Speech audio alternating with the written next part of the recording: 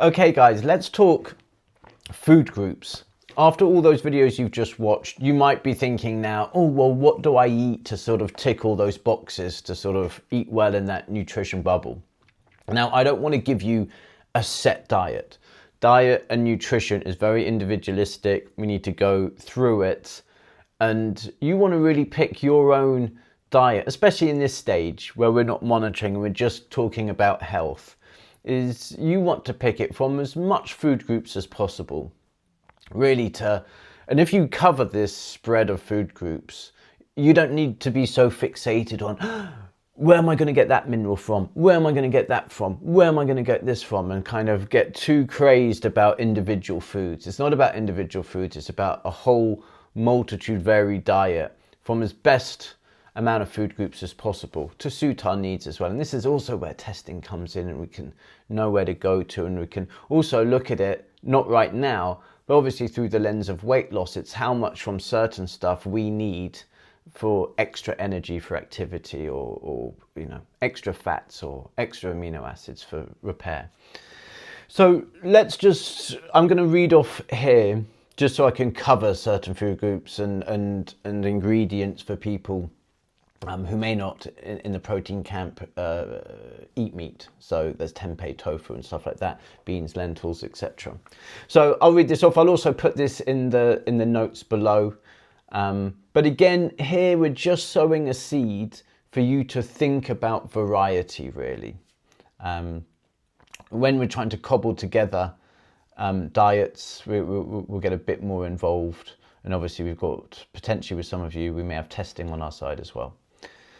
So, protein-rich foods. We want a section for protein, the repair. As best we can get this stuff through a food-first approach. It means it's going to be more bioavailable, better absorption, less issues with certain things and funnies in certain powders, etc. So we've got, in this section, we've got fish, seafood, eggs, poultry, meat, dairy. So all of that's the sort of animal world, which will do this, tick this box. We've then got things like tofu, tempeh, beans, lentils, pulses. Now this section is going to give you protein, as discussed, essential amino acids, your iron, your zinc, your B vitamins and choline. Now, I also want a separate section for oily fish. I know we've just mentioned fish within the protein category, but it needs its own seat at the table. Mainly for what I'm going to come to talk about later is the importance of the omega-3s and from the fish and seafood. Now, if you don't like fish and seafood, like a lot of my clients don't, then this is where we supplement super smart with. But it's worth talking about. And there's ways, if you don't like some of these, to turn them into pates and hide them. As a quick side note, that's the same with any of these things, even vegetables. I have certain clients going, oh, I'm quite fussy. I like tomatoes when they're cooked but not raw, or I like eggs when they're this way and that way. If you don't like something and you really feel the need to get it in, and there's not something else you can go to for the benefit for it, is you can hide things and mask them. You can make some soups or stews or smoothies where they're all blended in and other flavors can come in and just cap them and mask them. Anyway, oily fish, salmon, sardines, mackerel, herring, trout, shellfish. You get your protein, your EPA and your DHA from the omega-3 family, your B12, your selenium, your iodine, your vitamin D in some species. Super good. Again, quick side note, I'm really into ancestral eating and looking at how the human body's adapted in different cultures and different foods, and I'll maybe talk a little bit about that at the end. Correlation maybe as opposed to causation. But once upon a time ago, millions of years ago, we were a very small human. We had almost bigger guts than we did the brains. And we went along like this for a while until there was a huge leap in evolution, a huge spike that suddenly happened. And the theories for that, one is climatic change. One is the cooking of foods. We started with fire and cooking. The other was actually where we found loads of civilization, pockets of humans started to develop around coastal areas. So we started moving away from the vegetation and the forest, and we started planting up around coastal areas. And therefore the influx of seafood came into the diet. So quite interesting that how useful that would have been, and all of that new information and nutrients into the body maybe played a part in completely changing the brain to gut ratio and our size. So anyway, really important section. So which is why I'm giving it a standalone. Next, vegetables, super important. Fibre, phytonutrients, lots more information coming in. Great to feed all of those trillions of microbes in our gut. So especially leafy greens, cruciferous vegetables, all of the different colours of the rainbow. You've probably heard this before. We get fibre, folate, potassium, vitamin C, vitamin K, polyphenols, etc.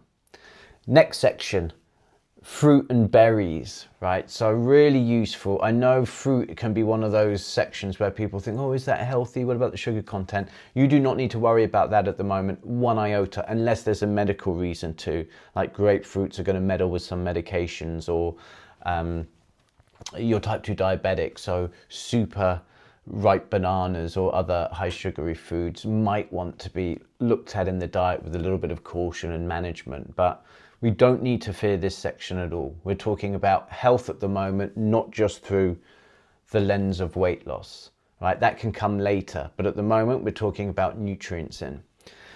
Beans, lentils and pulses. Again, great section, often missed out. Obviously, if you're vegan, you tap into this, a lot of vegetarian, but often a lot of people, if you're the meat eaters, don't give this section its due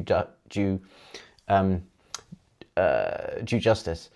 This gives us protein, carbohydrate, fiber, folate, potassium, magnesium, iron, and prebiotic substrates for the microbes. Some people suffer with this mainly because if you've got FODMAP, and I talk about this mainly in the academy. We go through FODMAP stuff. This is where the body can't ferment some of these properly, so you get a lot of gas and bloating and stuff like that.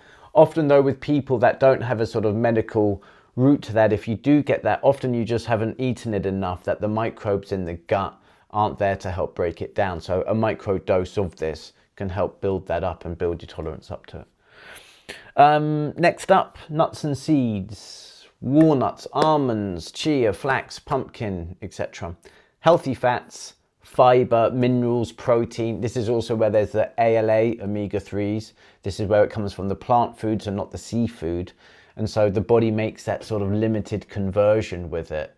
So it's okay to have, but if we really want to tick the box for the EPA and DHA, again, other videos will explain this a bit more. So if this is a little alien to you, don't worry about it for now. But just know that the plant versions of this aren't converted as best they can. So we'd go for the seafood. And if you don't like the seafood, then this is the perfect way in, where we supplement smart. What was I talking about there? Nuts and seeds, excuse me. Next up, whole grains and starchy foods. Again, I know in this day and age, we often look at this through the lens of weight loss and no carbs before marbs, but they earn their seat at the table, rightly so. We just have to manage them well, so that when our diet doesn't be super nutritious or just a one-trick pony, where ultra-processed foods and all just lean us towards a lot of whole grains and starchy foods at the detriment to everything else. And so therefore, this is just bringing a lot of energy into the system. We exclude everything else, and therefore we gain weight and are malnourished at the same time. But this earns a seat at the table, very rightly so. There are lots of places and people and tribes where, because they're closer to the equator, there's a lot of carbohydrate in the diet. You've just got to manage the quality, overall nutrient density and quantity. And again, we discuss this later on how we do that. So oats, whole grains, potatoes, sweet potatoes, brown rice, carbohydrate, fiber, B vitamins, minerals, your fuel for activity. Dairy or appropriate alternatives is the next section. Again, you can get your milk, your yogurt, your kefir, your cheese, your fortified alternatives. Great for, working and feeding some of the microbes. Protein, calcium, iodine, B12 with some of these, depending on the food and the products used. Healthy fat sources. key for what's known as the Mediterranean diet. This is your extra virgin olive oil, your avocados, nuts, seeds, and oily fish come into this as well. Unsaturated fats, essential fatty acids, and lots of bioactive compounds. And lastly, as we discussed above, we've got water and fluids. So we want to get the hydration in. We want to think of that as a nutrient due to all the processes it does in the body. And, you know, hunger can be masked just because it is actually thirst you're after. And so we really want to pay attention to this. And electrolytes, which we discussed, if you're eating from all of these food groups, they're going to come from that. But again, if you train in hot environments or you sweat a lot, there can be cause to electrolyte, but you supplement. But again, not as much as the influencers are trying to sell you, where wake up in the morning, electrolyte every day, and etc. There often isn't a need for that. So hopefully what you'll find is that one food doesn't do everything, right? And you don't have to just cherry pick a couple of things.